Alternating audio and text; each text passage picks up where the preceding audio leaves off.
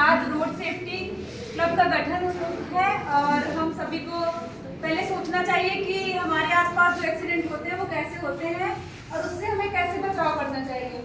तो सबसे पहला कारण है कि यदि हम घर से बाहर निकलते हैं बाइक से स्पेशली, तो हम सोचते हैं कि हम बस पास में ही तो जा रहे हैं, कहीं दूर जाएंगे तो हेलमेट लगा के जाएंगे। क्या हमें पता होता है कि हम पास में जा रहे हैं हमारा एक्सीडेंट नहीं होगा?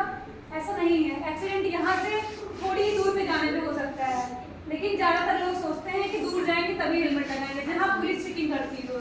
तो ये चीज़ गलत है। हमें अगर बगल में ही जाना है तब भी हमें हेलमेट का यूज़ करना चाहिए।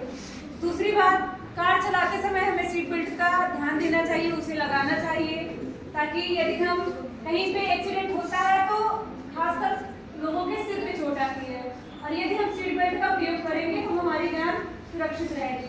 तीसरी बात, ब्रेकर का ध्यान नहीं देते हैं, हमें ब्रेकर का ध्यान देके चलना चाहिए।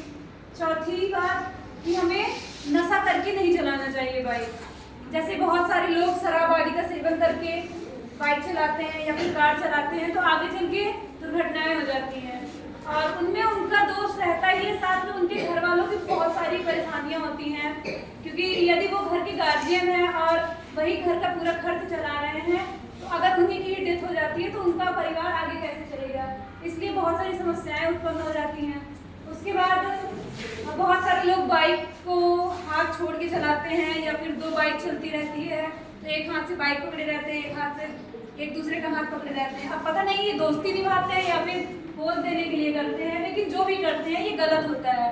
तो इससे बचाव के लिए हमें हेलमेट का प्रयोग करना चाहिए, सीट बेल्ट लगाना चाहिए, रोड लाइन्स का ध्यान देना चाहिए, ब्रेकर्स का ध्यान देना चाहिए, सीट बेल्ट का प्रयोग करना चाहिए और फैशन आदि में या फिर फोटो के लिए या फिर दोस्ती के लिए कभी बाइक नहीं चलानी चाहिए कि हाथ छोड़ के चलाएं, दिखावे के लिए चलाएं या फिर फोटो खिंचाने के लिए।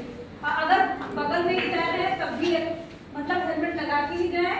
उसके बाद ओवर सीट रहना चाहिए, जैसे अगर जगह 3 लोग हैं तो 3 ही लोग को बैठाइए, पता चले 5 लोग पीछे बैठे हैं, 2 लोग आगे बैठे हैं, 1 लोग चलाए गए बाइक की तरह लोड नहीं संभाल सकती है।